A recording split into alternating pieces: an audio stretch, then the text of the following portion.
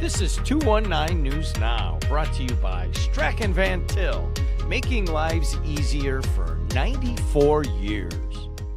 I'm Andrew Garcia, and this is your 219 News Now. As of Friday, a new face will lead the Griffith Police Department. Al Tharp will be the new chief, replacing Greg Mance, who is retiring after 26 years on the job. When Mance took over, he saw that certain changes were needed within the community. While he certainly had a hand in bringing change, he credits others in leadership positions as well as the community as a whole. I found a community that was, to be honest with you, going in the wrong direction. Crime, when I first got there, wasn't terrible, but it kept increasing over the years, and the downtown area was dying. It was a community in transition, and not in a positive way. And then about 14-15 years ago, there was some change, some new direction with the new council. We all started working together in a positive direction, and the one thing that I noticed throughout all that, even the downturn, was the closeness of the community. I mean, like you mentioned, there are families there that have been there for generations, and the spirit of the community is never diminished. Always looking to help one another. The spirit of the community has always been there. It never was broken. It just needed some redirection and some new ideas, and it received that, like I said, about 14-15 years ago.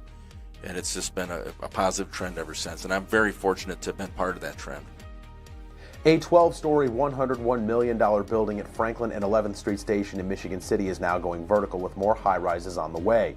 The new mixed-use transit-oriented development and parking garage will span 431,693 square feet, with the new South Shore Line station at Franklin and 11th Streets. Indianapolis-based Flaherty & Collins is building the 220-unit apartment building. It's one of only 3 high-rise housing projects recently built in Indiana, and the only one outside of downtown Indianapolis. Now we'll look at your weekend weather with Zoe Mintz, presented by NIPSCO. Now, time for your 219 forecast. Sponsored by NIPSCO, I'm meteorologist Zoe Mintz, and we're looking at a snowy start to this weekend as our next winter storm moves across the area. It's not going to be anything crazy, but you can expect anywhere from 1 to 3 inches of snow across northwest Indiana throughout Friday afternoon.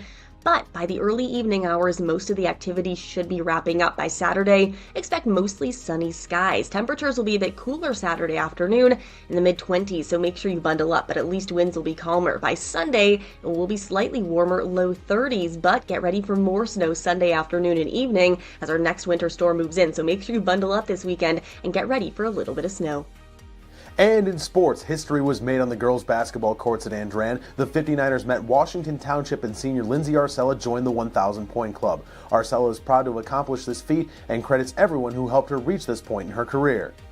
It's something that I've been dreaming of for ever since I've been little, so achieving that is really great. My dad played sports growing up, and he had a really successful career himself, so that really pushed me as well. And then my grandpa has always been my biggest supporter, so I always did this for him. She is 100% just an awesome kid, so when she says that it just isn't a real big deal to her, and I do really believe that. I think she's proud of it, but at the same time, I think she's more proud of what the team is doing. So as a leader, I don't think you can ask for anything more than that, where she's putting her teammates, kind of above her accomplishments.